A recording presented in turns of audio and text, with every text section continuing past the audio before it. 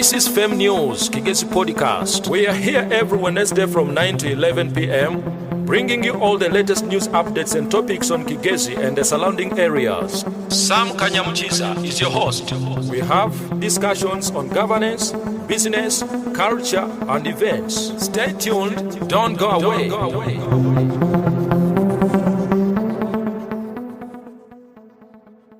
Welcome back. In this second segment of our podcast, I will take you through the level of threats posed by the newcomers on Rukiga's political landscape. Number one, I will talk about Patrick Choncho Katabazi. It's just a highlight. Patrick Choncho Katabazi is an experienced lawyer and economic analyst who enjoys great national media presence on Uganda's television platforms. Katabazi is young, he's ambitious and a great strategist. He has good political and business connections. And the young people seem to be so excited about his candidature and how he packages himself to present himself to Rukiga people will be very instrumental for his chances of unseating the current member of parliament, who is Ronald Ndyomujanyi Bish. Patrick is also on the ground currently in Rukiga and strategically working on selling himself to the people as a potential candidate to represent them in parliament. Secondly, I will talk about Alex Magezi Kanuga, just a highlight. Alex Kanuga Magezi is a South African-based businessman, and for some time he and his team, through his political assistants like Nelson Black and many others, have been on ground in Rukiga also and around Kabale, selling Alex to the people. As the things stand, Alex Kanuga's camp seem to be taking root in Rukiga through his activities and support to churches and communities.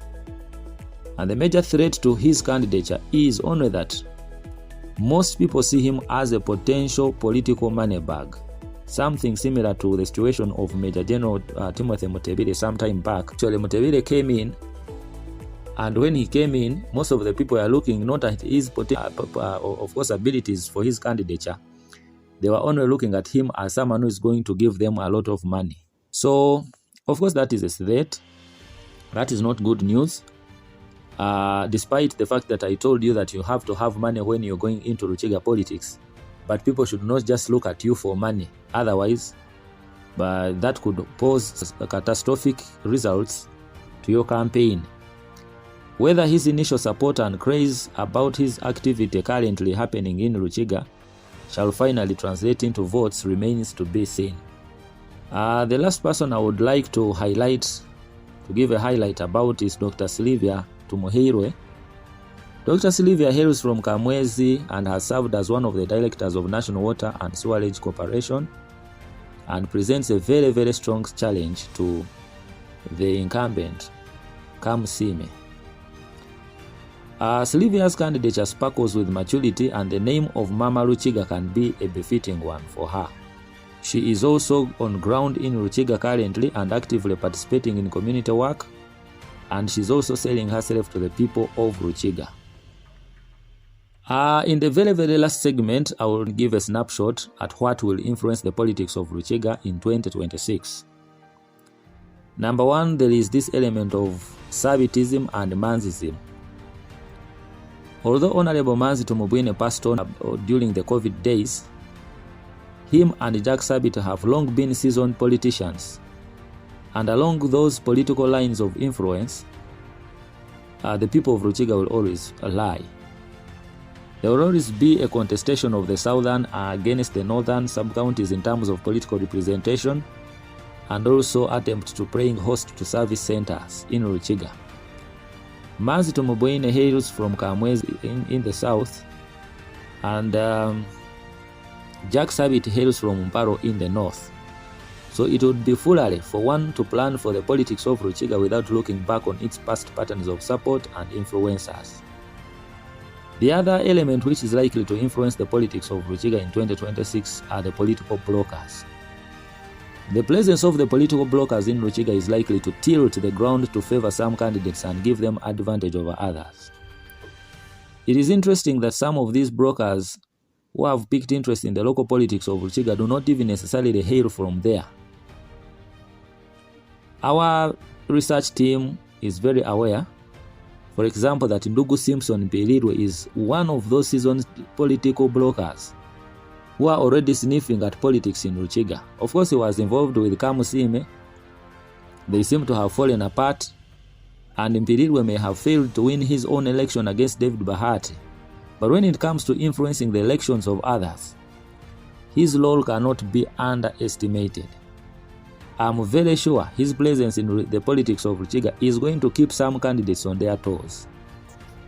The other element which is likely to influence the politics of Rukiga is the influence of the media and the media strategists. From our mapping exercises and the associated reports, it is a well-known fact that no political candidate in Rukiga, also even in Greater Kigezi and elsewhere, will ever win an election without the advantage of media strategists on their side. Media has got its own influences, and it goes just beyond having talk shows on radio or even updating your media pages with images of political activity. Media involves political researchers, it involves propagandists, it involves public relations gurus, and the strategic brokers. The role of the media strategists have evolved into a new science, and it is a driving force of today's politics.